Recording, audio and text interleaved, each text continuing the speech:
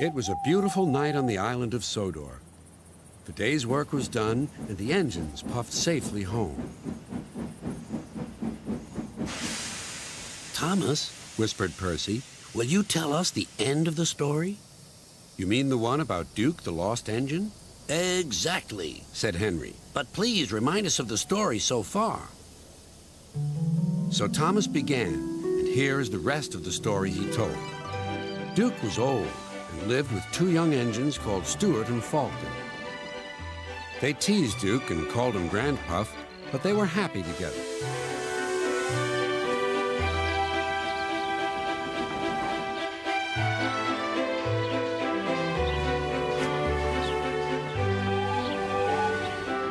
Then their line was closed down, and the young engines went away. Duke was left alone in the shed. He went to sleep, and everything around him changed. But Duke was never forgotten.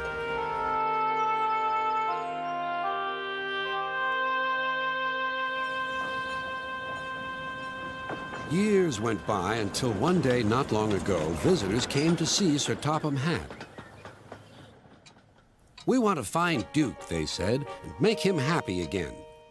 Maps lay everywhere. "If we follow the old line shown here on the map," they said, "we'll travel north of the village and then into the mountains. And look, there's a sign for the old station. If Duke's anywhere, he's there." Everyone set off to the mountains far away.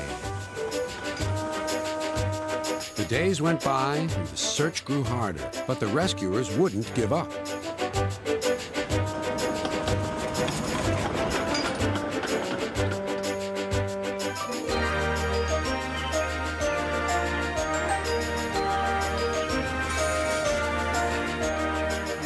"Let's go this way," they said.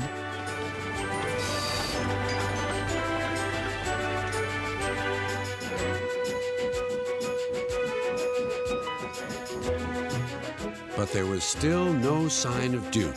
"He's here somewhere," they said. They scrambled over hills, struggled over ditches.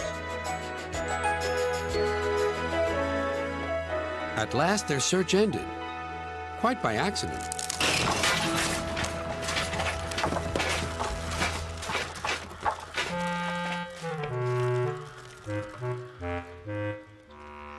"We've found him! We've found our Sleeping Beauty!" "Excuse me," inquired Duke. "Are you a vandal? Driver told me vandals break and smash things." "Bless you, no," laughed the rescuers. "We've dropped in because we couldn't find your door. Falcon and Stuart will be pleased to see you." "So they did remember," sighed Duke happily. Then they all set off for Duke's new home.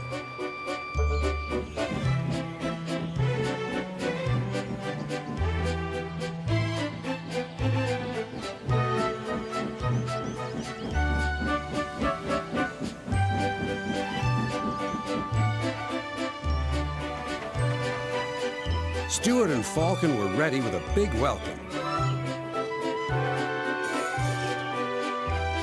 "He's here," they whispered.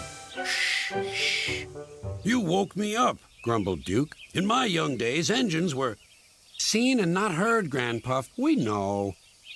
We'll all be back to work tomorrow. We're glad you've come back. We can keep you in order now." "Keep me in order? Be off with you, impudent scallywags." But Duke's old eyes twinkled, and for the first time in years, he smiled as he dozed in the sun. And that, said Thomas, is the whole story. Did you like it? "Yes, indeed," agreed the engines, "especially the happy ending." And soon, they were all asleep, too.